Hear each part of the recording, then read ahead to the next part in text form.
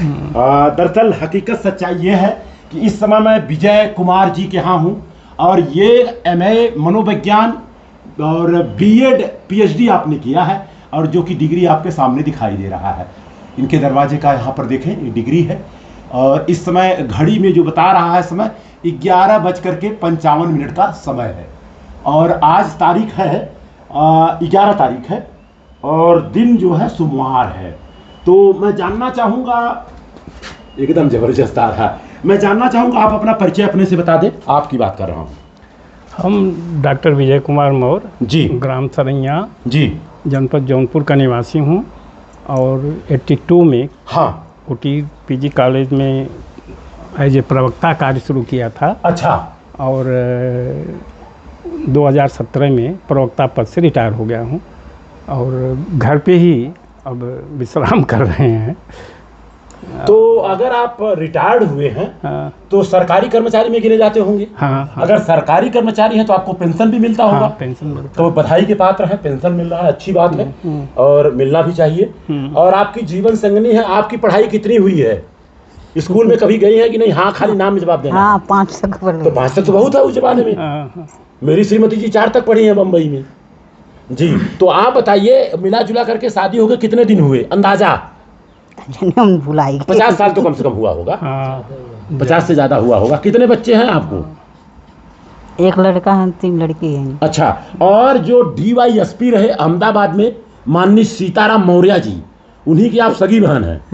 और मैं उनके श्रीमती जी से मिला हूँ और एकदम प्योर गुजराती बोलती हैं, वो बोलती थी, अभी तो साथ दुनिया में नहीं है। और ये तकरीबन 25 साल पहले की बात मैं बता रहा हूँ। उनके बड़े वाले लड़के की शादी में गया था, उस समय केशु भाई पटेल मुख्यमंत्री थे, तो वो भी उस शादी में आए थे। जी, तो क्या संदेश देना चाहेंगे? आपके कौन से हाथ में दिक्कत हो गया था, दाहिने में कि बाएं में? दाहिने में ये वाला कलर है। अच्छा, जी जी जी जी जी, अभी ठीक है? ठीक है। डॉक्टर मिथिलेश की दवा से। अच्छा, डॉक्टर मिथिलेश जी तो हमारे बच्चे हैं, वो रिश्तेदारी में। तो कोई शिकायत है क्या उनसे? नहीं, कोई शिकायत तो नहीं है ना? तो सर, आपको भी दरअसल दिक्कतें परेशानी रही, बीच में मैं आया था तो काफ़ी दिक्कत था आपको, और अभी अभी जो बता रहे हैं कहीं आपका नस में ब्लॉकेज आने की वजह से वहाँ पर एक स्प्रिंग आती है, स्प्रिंग डाला गया है। जी जी जी जी जी। दरअसल उसका कीमत तो बहुत सस्ता है लेकिन यहाँ पर आकर के बहुत महंगा हो जाता है। तो खाली मैं जानकारी चाहूँगा, अंदाज़ा कितना खर्चा आया उसको? देखिए, 2.5 दिन जब हमको स्टैंड डाला गया, हाँ। 2.5 दिन अस्पताल रोके थे जी। 2.5 दिन का 2.5 लाख रुपया लिया गया था। अच्छा, टोटल मिला जुला के सब डालने उड़ने का सब मिला के सब खर्चा मिला करके 2.5 लाख रुपया आया। हाँ, 2.5। उस दौरान 2 दिन के दौरान मुझे चाय नाश्ता कपड़ा बदलना पूरा अस्पताल का ही कर्मचारी कर रहा था। अच्छा, वो अच्छा। 2.5 लाख लिए थे। इसके बाद से अब रेगुलर दवा चल रही है, दवा लगभग 3,000 रुपये महीने की पड़ रही है और रेगुलर दवा चल रही है। स्टेंट डालने के बाद मैं बिल्कुल पहले जैसा नॉर्मल हूँ। नॉर्मल है, और नॉर्मल रहेंगे थोड़ा सा चिंता मुक्त रहिए। हाँ। और देखिए, दूसरी बात, घर की जो चिंताएं हैं, चिंता जब तक जिंदा रहेंगे तब तक लगा रहेगा। वो तो लगी रहेंगी चिंताएं जी, लेकिन अब ध्यान हटाना पड़ता है। जी जी जी जी, ध्यान हटाना पड़ता है। अब कोई दिक्कत नहीं है, सरकार मुझे पर्याप्त पेंशन दे रही है। जी जी जी, और आर्थिक प्रॉब्लम भी नहीं कोई है। जी जी। और कितने बच्चे हैं डॉक्टर साहब आपको?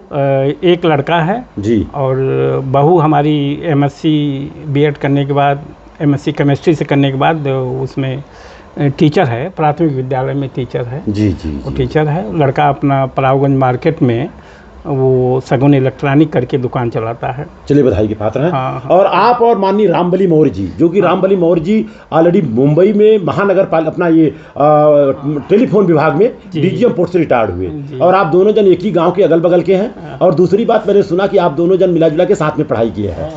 साथ में पढ़ाई का हम लोगों का बचपन से कक्षा 1 से ही दोस्ती थी। जी जी। और ये नहीं लगता था कि ये दूसरे घर के हैं, हम दूसरे घर के हैं। इतना क्लोज संबंध था। हम लोग हाई स्कूल की परीक्षा 1972 में एक साथ ही रत्नपुर इंटर कॉलेज से दिए थे। कई जगह बैठे एक एक ही जगह खाना खाना, एक ही साथ रहना, बचपन बीता था। तो मैं जानना चाहूँगा माननीय रामबली मौर्य जी, एक इनकी कमी बताइए। भाई, क्या कमी थी इनके अंदर? होता ना, हर लोगों में कमी होती है, हमारे में कमी है, आप में कमी हो, अच्छाई बात की बात है। कमी हमको नजर नहीं आई। नजर नहीं आई। अच्छा, तो आप लोगों के पढ़ाई के हिसाब में जब आप लोग पढ़ाई करते होंगे तो ट्यूशन नाम का कोई चीज़ नहीं रहा होगा। नहीं, ट्यूशन नाम की नहीं चीज़ थी। इंटरमीडिएट के बाद ये चले गए, साइंस में ही चले गए, मैं आर्ट्स फैकल्टी में चला गया। अच्छा। हाँ, और उसमें रेगुलर रह करके बीए एमए करने के बाद मनोविज्ञान में पीएचडी किया सन 83-84 में। तो आप मनोवैज्ञानिक आदमी हैं, मनोविज्ञान को समझ पाते हैं, हाँ। तब तो ये बड़ी कला रही होगी और उसमें पीएचडी आपने किया है सर। और अब प्रयास करिए सर, अंधविश्वास पाखंड से दूर रह करके लोगों को भी दूर करना है। तो आप अपने दरवाजे से 1 सेकंड में, कम समय में जो है कि संदेश क्या देना चाहेंगे आप? संदेश क्या देना चाहेंगे कि आज असल में जो हमारी युवा पीढ़ी है जी, बहु माध्यमों से घिरी हुई है जी, और उनका गाइडेंस सही नहीं मिल पा रहा है। विकल्प बहुत सारे खुल गए हैं, उनके प्रोग्रेस के, उनके विकास के विकल्प बहुत ज़्यादा हैं। जी। और वो उसी में उनको गाइडेंस नहीं मिल रहा है। मैं तो यही कहना चाहूँगा कि जो इस तरह से सेवानिवृत्त लोग, भाई रामबली जी हों, चाहे वो टेलीकॉम विभाग से हो, चाहे शिक्षा विभाग का हो, ये जो सेवानिवृत्त लोग हैं उनकी जिम्मेदारी बढ़ जाती है। वो ऐसे आने वाली युवा पीढ़ी को सही मार्गदर्शन दें जिससे वो सही दिशा में चल सकें और अपने लक्ष्य को प्राप्त कर लें। बधाई की पात्र है। और दूसरी बात सर, ऐसा है जो मुझे जानकारी, पढ़ाई लिखाई तो मेरा भी गांव में हुआ, उसमें कोई शक नहीं है, लेकिन जब मेरी शादी थी, शादी मेरा 84-85 में रहा है, रामपुर नदी में शादी हुई। 4 घंटा तक जो मुझे शादी में बताया गया, पढ़ाया गया, पता नहीं क्यों मुझे एकदम अंधविश्वास और पाखंड लगा। और तभी मैंने संकल्प लिया कि जब मैं अपने घर का मालिक हो जाऊंगा तो हम अपने घर का शादी खुद कराऊंगा, क्योंकि अगर दाढ़ी खुद बना सकता हूँ, जूता खुद पालिश कर सकता हूँ, कपड़ा खुद साफ कर सकता हूँ, तो दरअसल हम शादी खुद करा सकते हैं। क्योंकि बाबा साहब डॉक्टर भीमराव अंबेडकर द्वारा जो बनाया गया संविधान है, सबसे बड़ा योगदान उनका रहा है। उस जमाने की अगर मैं बात करूं बाबा साहब के बारे में, 64 विषय का नॉलेज था उनके पास, 64, और 32 डिग्री ओरिजिनल, 2 से 3 सब्जेक्ट से पीएचडी किए थे, और एक इकलौते इंसान थे पूरे विश्व में जिन्होंने DOS, डॉक्टर ऑफ साइंस की डिग्री लिया था। 8 साल की पढ़ाई उन्होंने 2.5 साल में पूरा किया था। उनकी बात कर रहा हूँ। और अगर उनकी बात करूं सर, इसलिए उनकी बात कर रहा हूं सर, आज के तारीख में दुनिया में सबसे बड़े विद्वान बाबा साहब डॉक्टर रहे हैं, और आज तक उनके जैसा विद्वान न कोई हुआ है न आगे होगा। उसके बाद उन्होंने संविधान को लिखने में 2 साल 11 महीना 18 दिन लगा टोटल। और उसके बाद आपको बताऊं, तब वो टोटल धर्म की पढ़ाई किया उन्होंने, धर्म की, जिसको हम संप्रदाय बोलते हैं, वो धर्म नहीं संप्रदाय है। तो संप्रदाय का जब उन्होंने पढ़ाई किया 21 साल तक किया, और लास्ट में उन्होंने बौद्ध धर्म को स्वीकार किया, धर्म को नहीं, बौद्ध धर्म को। और आपको बता दें माठ साहब, आप तो उस जमाने के आज प्रोफेसर हैं, पीएचडी किए हैं। हमारे भारत का जो आन बान शान तिरंगा झंडा है, जो उसमें बीच में चक्र है ना, वो अशोक चक्र है, और उसी परिवार से आप बिलोंग करते हैं। और एक बाबा साहब की देन है सर, वो चक्र वहां पर आया, नहीं तो गांधी जी वहां चरखा दे रहे थे। हकीकत सच्चाई बता रहा। और दूसरी बात, अशोक चक्र के पहले वही धम्म चक्र है। तथागत गौतम बुद्ध को जब ज्ञान की प्राप्ति हुई, तब उन्होंने धम्म चक्र परिवर्तन जो किया, वो सारनाथ में किया, 5 लोगों के साथ में किया है सर। और खुशी की बात यह है कि आप लोग तो सारनाथ के करीब हैं सर। और बुद्ध को मैं कब से मानने लगा, 250 का परिवार है मेरा, पढ़े लिखे लोग हैं। जब बुद्ध की एक भाषा मैंने सुनी, एक उनका उल्लेख सुना कि बहुत लोग मानते हैं मत मानना, बहुत दिनों से माने जा रही मत मानना, धर्म गुरुओं ने लिखा मत मानना, धर्म शास्त्रों में लिखा मत मानना, किसी भी बात को तर्क की कसौटी पे कसना, खरा उतरता हो तब मान लेना। और उन्होंने कहा मैं भी कह रहा हूं उसको भी मत मानना, यहां तक उन्होंने कहा। वो बात हमको चुभ गई। और आपको बता दूं, पूरे भारत में घूम रहा हूं, भारत देश की बात कर रहा हूं। यह भारत देश गीता, कुरान और बाइबल से नहीं, ये संविधान से चलता है। लेकिन संविधान की उद्देशिका 5 लाख लोगों में खाली एक को पता है साहब, कितनी बड़ी विडंबना है सर। और कक्षा तीसरी चौथी किताब में लिखा हुआ है, और मास्टर लोगों को भी पता नहीं है सर। बहुत सारी चीजें हैं, इस तरह से ज्ञान विज्ञान की बात होगी। और भारत के संविधान के आर्टिकल नंबर 51 में लिखा है बच्चों के अंदर वैज्ञानिक सोच पैदा करेगा। तो सोच तो पैदा करना पड़ेगा, नहीं तो अपने भारत में इतने बड़े बड़े पाखंडी हैं साहब। आपका बच्चा पढ़ने में कमजोर है, स्कूल नहीं जाता, कोई बात नहीं, एक बाबा आएगा बोलेगा भेद पत्र ले लो, शहद लगा के उस पर घी लगा करके शिवलिंग पे चिटका दो, पास हो जाएगा, होगा पास। और पता चला उसी का बच्चा 8वीं में फेल हो गया। तो बहुत सारी चीजें। रामबली जी क्या संदेश देंगे? आप अपने दोस्त के साथ बैठे हैं और इनकी निवास स्थान में बैठे हैं, और ज्योतिबा राव फूले ने कहा है, अगर जानबूझकर सच को सच और झूठ को झूठ अगर आप नहीं बोल सकते हैं तो दरअसल अपने समाज के लिए आप कलंक हैं। ये ज्योतिबा राव फूले ने कहा था सर। तो सर क्या संदेश देंगे रामबली जी आप? देखिए, अभी हम जहाँ बैठे हैं वो हमारे बड़े परम मित्र हैं जी, लंगोटिया हार जिसको और हमारे परिवार से भी हैं। जी जी जी, क्योंकि हमारा तो भाईवती है, होती है। जी जी, खाना पीना बैठना जी, हम दोनों साथ में पढ़ाई किए, साथ में। अब विडंबना है कि भाई हम मुंबई चला गया और यहाँ चक्के आ गए, जी जी यहाँ प्रोफेसर हो गए। जी हम तो अभी ये कहेंगे कि भाई शिक्षा को जितना ज़्यादा हो सके उतना ज़्यादा प्राथमिकता दो। बिना शिक्षा के कुछ होने वाला नहीं है। शिक्षा मतलब खाली पढ़ाई लिखाई नहीं, मतलब शिक्षित आदमी शिक्षित हो। पढ़ाई लिखाई तो नौकरी मिलती है, वो नौकर बना देता है हमको। तो उसके साथ शिक्षित होना चाहिए, मतलब अंधविश्वास से दूर हटना चाहिए हमको जी यदि बच्चे अंधविश्वास शिक्षित हैं मतलब अंधविश्वास से दूर हट जाएंगे जी। फिर उनका तो फिर कोई रोक नहीं सकता उसको। और ज्योतिबा फुले ने नहीं, बाबा साहब डॉक्टर भीमराव अम्बेडकर ने कहा शिक्षा वो शेरनी का दूध है और जो पिएगा वो दहाड़ेगा। बिल्कुल। और बाबा साहब ने भी कहा हमारे पढ़े लिखे लोगों ने हमको धोखा दिया, ये भी कहे वो।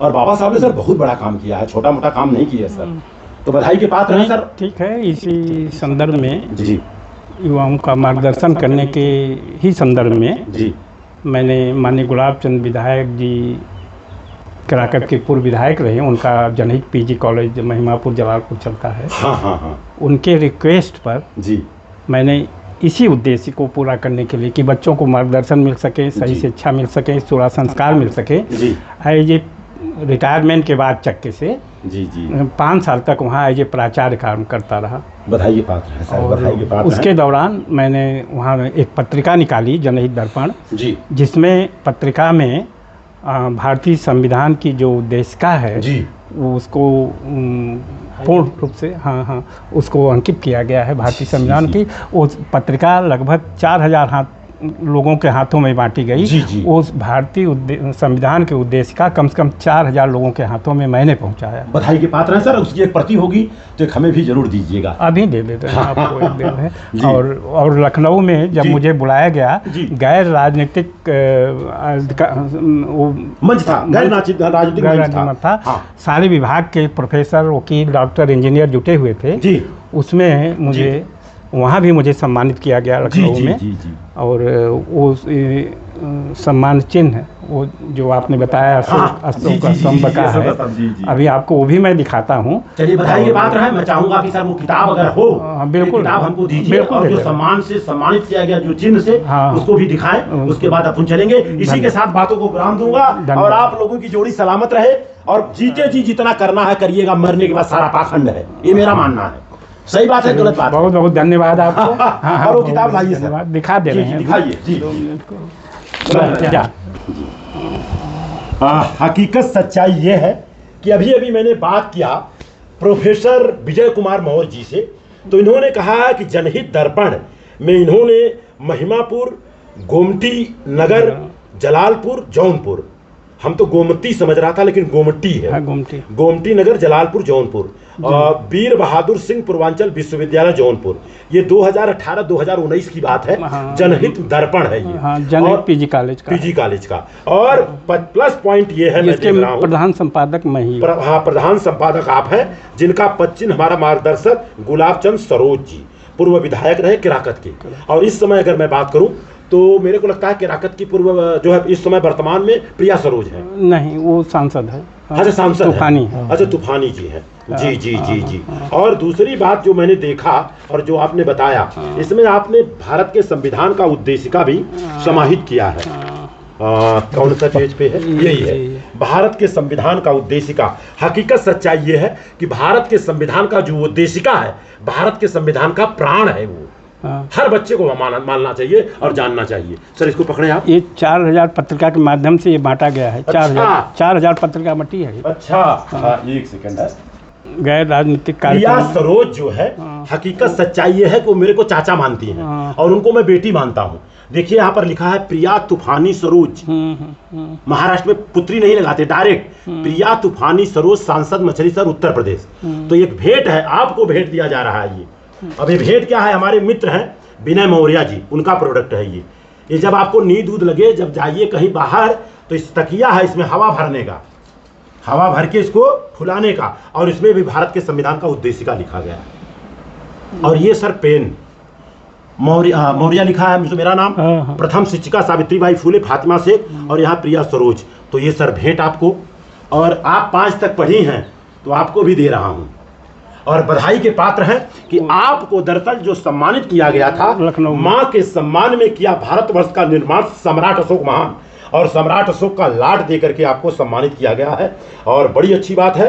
और 24वां द ग्रेट अशोका अवार्ड जो आपको मिला है, स्वर्णिम भारत नवनिर्माण सेना सप्रेम भेंट श्री डॉक्टर विजय मौर्य जी, प्रवक्ता जौनपुर, बधाई के पात्र हैं। शैनी इंडिया लिमिटेड बधाई के पात्र हैं सर। तो हमें आपने दिखाया उसके लिए बहुत बहुत बधाई के पात्र हैं सर। तो इसी के साथ बातों को विराम दिया जाए। धन्यवाद। अब इसके बाद हम लोग चलेंगे जरा मिडिल स्कूल में, और क्योंकि क्या है वहाँ के प्रधानाचार्य से मिलेंगे। कैसा रहेगा? अच्छा रहेगा नहीं रहेगा? जितने अधिक लोगों से मिल लीजिए उतना अच्छा है। जी जी। तो इसी के साथ बातों को विराम दूंगा। आज रात को मैं यही हूँ जी।